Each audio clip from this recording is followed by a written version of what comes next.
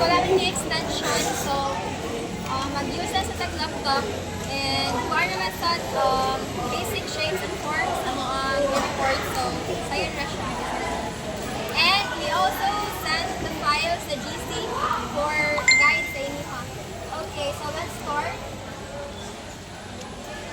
Okay, so at the end of this module, students will be able to define and differentiate geometric and organic shapes, explain how shapes are transformed into forms, and sketch the 5 basic shapes: the circle, square, rectangle, triangle, oval, and accurately transform them into forms. Okay, now let's tackle what is design and sketching. So basically, design is the process of planning, creating, and organizing an idea into a visual or functional form. So it is present everywhere. So as you can see from the layout of the classrooms, to the creation of gadgets, mga artworks, mga vehicles, naadjud ang design. And design is more than just drawing, because every object is designed. So for example, like chairs. So chairs are shaped to be stable. Your gadgets are designed to be useful and appealing. And your clothes as well are designed for comfort and style. So without design, things would lack purpose and function. So next is, what is sketching? So sketching is the most important tool in design. So it is the primary tool in design. So it is a quick way of putting ideas into paper using simple lines, shapes, and strokes. And also, instead of just putting your ideas or describing your ideas into words, sketching allows you to show them visually. So if you do sketching, it doesn't need to be perfect as long as detailed lang and refined ang imuhang drawing. Because even rough lines sa imong sketching is mo-communicate na siya sa imuha. Ang iyaha din ang meaning behind the rough lines. And also, designers, mga architects, mga engineers, they all begin with sketches because they make abstract ideas visible and more refined. So nag-gets around design and sketching, the difference between the two?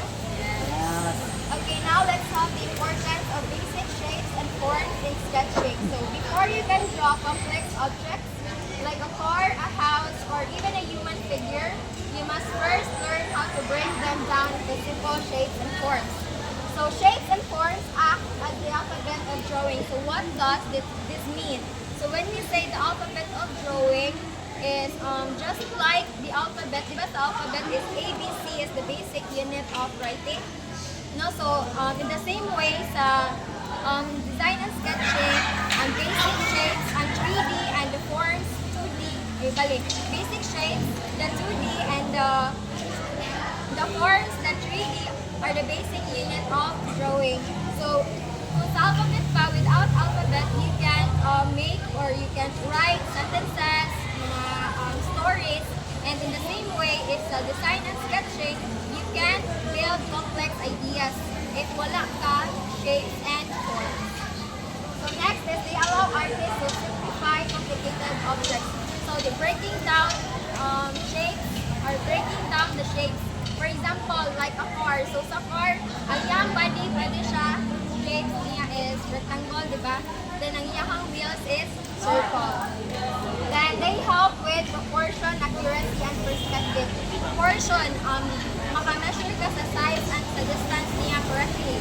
Then accuracy is balance ang pagbuhat mo sa imuhang design or sketching. The next is perspective, like how you see the depth of the figure.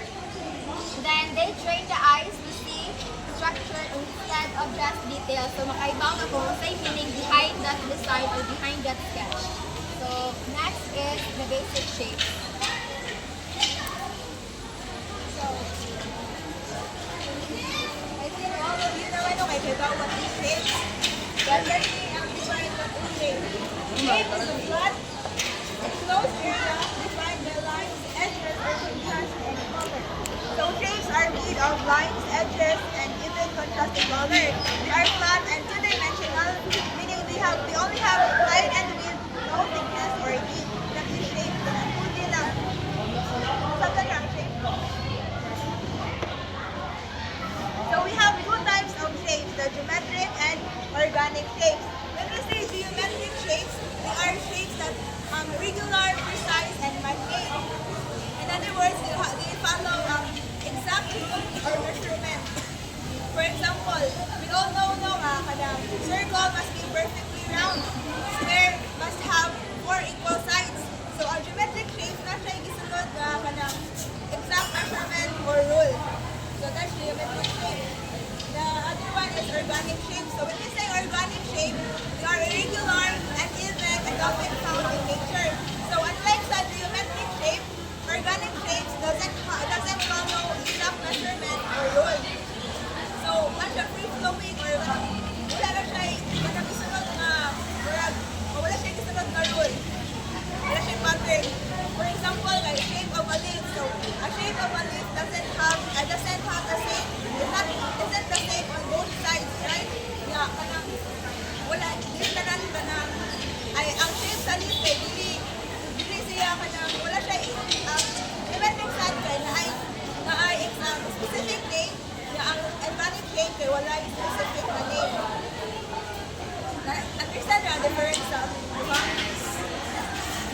So shapes are important in sketching because shapes help us when we draw. So we have the functions of shapes and sketching. So first is they are the starting point of any drawing. So isa pa itong i-draw, the first step is nga itong makakuha niya kay kanang shape. Nakauna na itong makuha the shape pa yan. So isa pa nga itong i-draw. So second is creating hand control and proportion. So by practicing shapes, we can learn how to control our hand better and keep the size of our drawing balance. Bitana kay dilipat ako sa balay ma-practice na to by natulan na to by practicing things. Lastly is they make complex objects easier to sketch. So we can break down complex objects or complicated objects into simple shapes like square, triangle, or sa mga shapes which helps us or which makes them easier to draw. For example, mag-draw ka og human figure. Human figure is complicated kaya to draw. So we can break down human figure into simple shapes such as circle or oval, rectangle, and triangle. Para dali na lang sa mga drawing of human figures na nakalusod. And after that, we can mag-add or refining. Understand what is shape? Okay, so let's proceed to basic forms. Now let's move on to basic form. So when we say shape,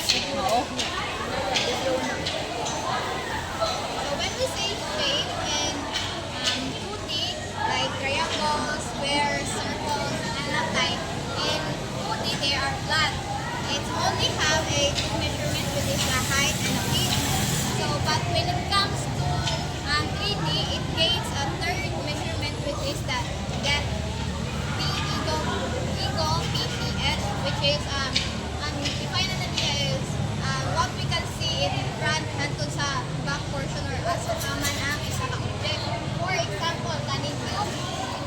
So, mao ni inyong perspective nasa tubangan. Tapos, from front to back, mao ni siya deep. So, it makes the object appearance more realistic. So, common forms of shapes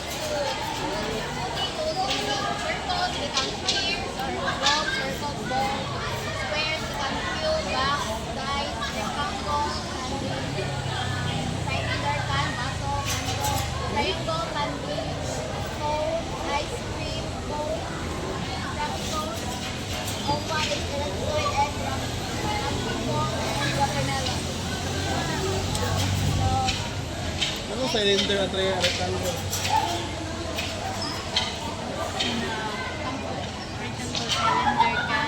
Cylinder kay kuan man kanang sa cylinder kay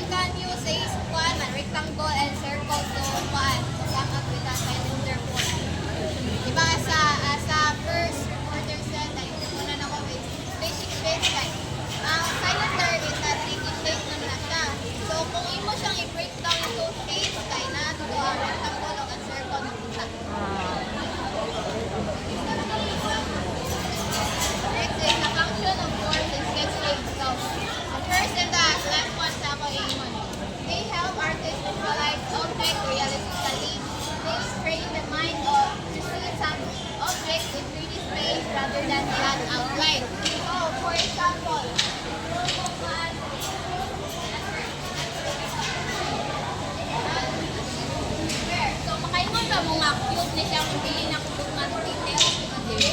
So, because of 3D shape, like, makita ko na to kung ang realistic form sa isa ka object.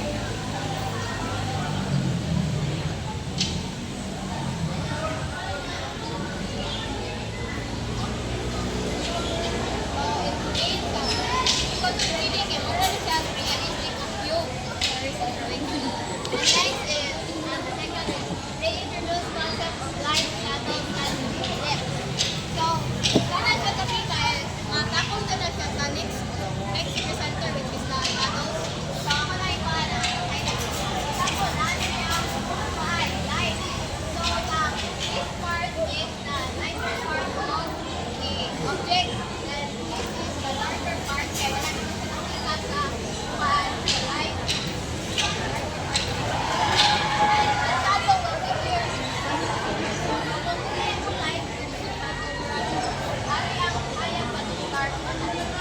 That is the concept of 3D.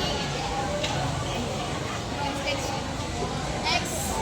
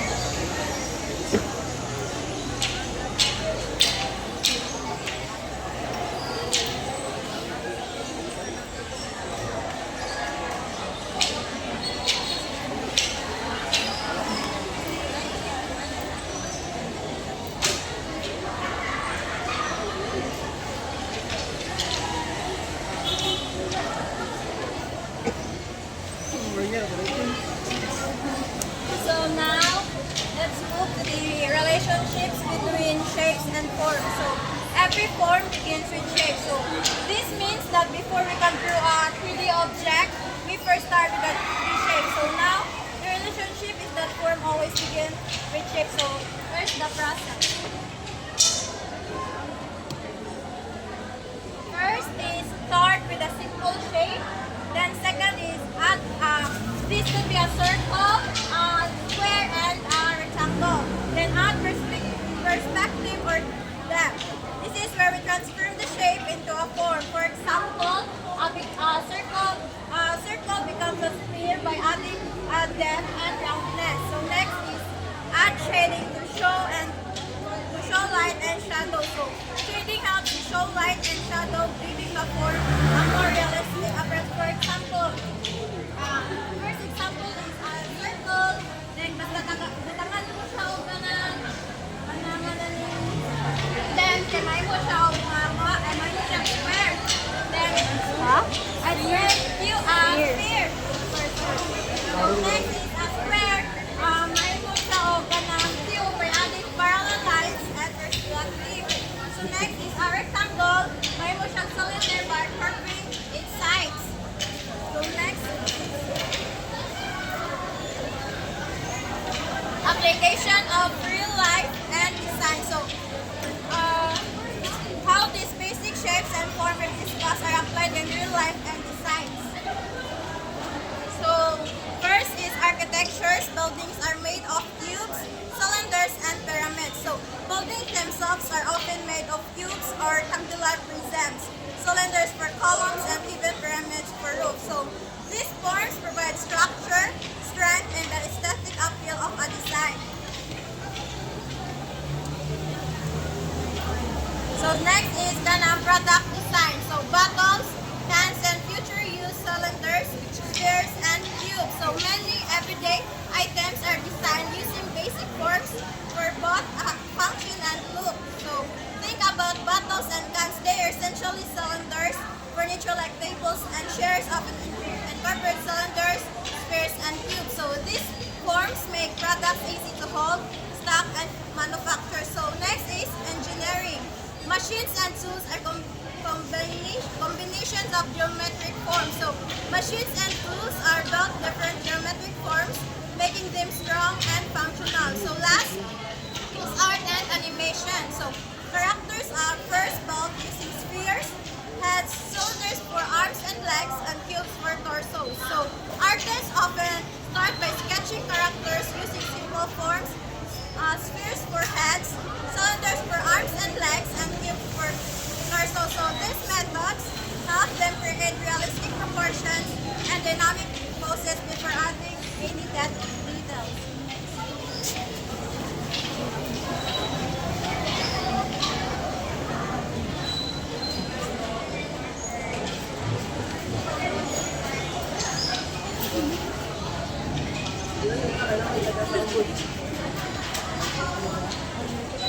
Okay, now let's move on to the fundamental sketching exercise.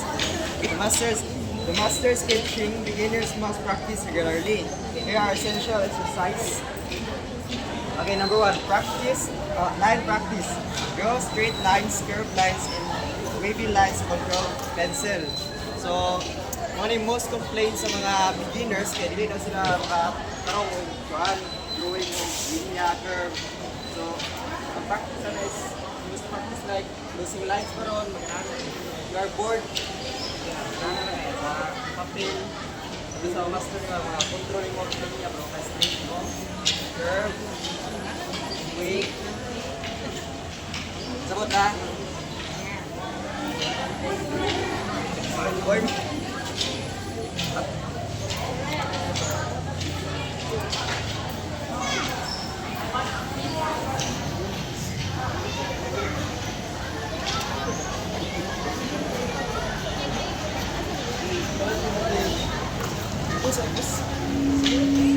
Ipus-pus mo din. Okay, now let's move on to the fundamental sketching exercise. Master sketching, beginners must practice regularly. Here are some essential exercise. So first, line practice. Line practice, draw straight lines, curved lines, and wavy lines to control the pencil. One yung most complaints sa mga beginners kaya dili na sila tarong niya. Beginners. So, para maka-plan mo, mga master mo, maka-control mo sa yung pencil niya, isa yung grist, yes mo, saan mo, practice mo din niya. Like using lines, so ano. Ibang ina ng linya ng salinder. And text is a curve.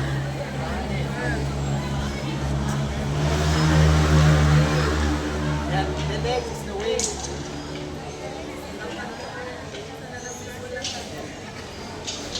Sabot ha? Okay, next.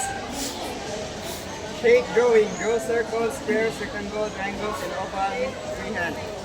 Isa labo ng kayo sabot. Gawin mo. Shape. Circle baron. Square. May 2D. 2-dimensional. Square baron. Circle. Okay, next is a form conversion. Transform shape into forms. Okay, like circle, may mong sphere, square, may mong cube, rectangle, may mong cylinder, and a triangle, may mong cone. By adding shading or perspective. Now, let's start that. First, circle. Sabahan nyo. One is circle. For example, laddering sunlight. Shading tayo. Like shading. Yan, water shading. Yan ang shading yan. Okay nga pa. And next is the cube. Adding perspective. Sama nyo. Ako i-add lang sa perspective, natin kita po 1 point perspective o 2 point perspective. Ang 1 point perspective kaya is isa rin nakatapitondok sa mani. Like ang makita niyo mo is front, pwede siya front, pwede siya sa gilid, hindi kapita rin sa mani. For example, kanang abad. Kaya kailangan ka makita diri nga side sa diri Side dire o dire. Ibra lang magana ra niya. Gawin ka ng straight line. Then this one, kunin ka lang dito.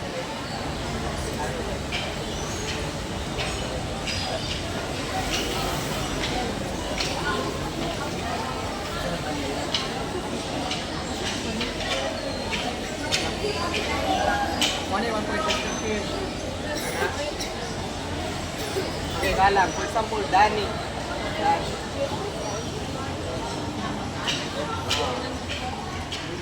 Yan yun. Draw a straight line. This one, kunin ka na. Wag, niyara na yung sana. Tukok, imaginary line. Kanina part. Then, kunin ka na yung dito. Kunin ka na yung mga buwan niya. Dili sa imaginary line. Then, straight line.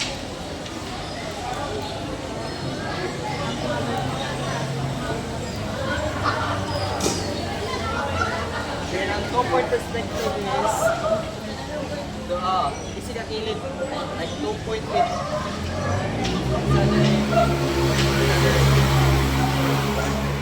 Bagat ang niya.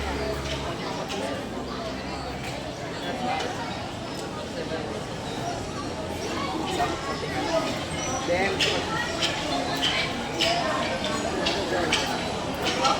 drawing na is sample. Mag-drawing box. Kasi nanay niya ito nga. Kaya na ito nito. Imaginary line.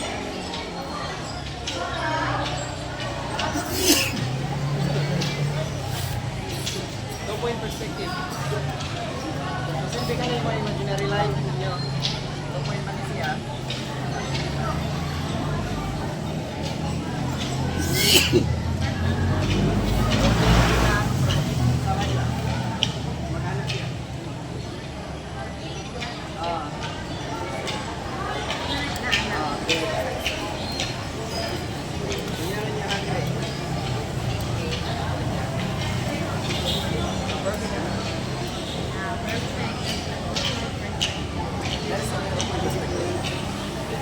Okay, so mana tagay consumer communication.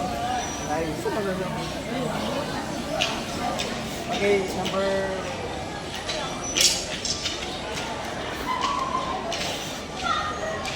number 4, shading practice. Choose a light source and add shadows to form. Okay, for example, one ito na yung mga perspective. Ato lang i-apply din nyo. For example, ang sunlight ay nakadira. Shadow na medyo. So, bali, ang shadow niya is nakadira. Then, ang yan, shadow sa yung shading na nakadira. Yung shadow. Ano lang ang yung body? Ang wala siya, ikaw nito na ang tingin na na. Sumotra?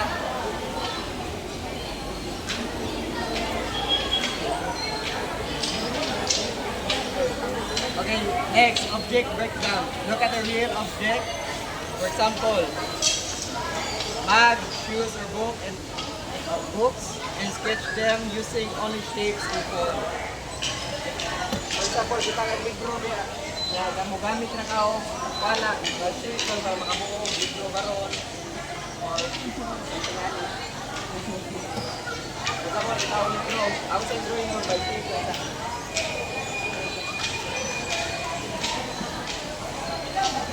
Ito dito.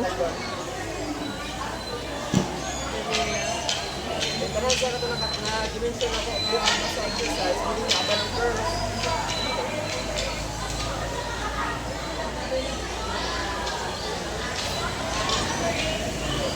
Then, alin lang dito.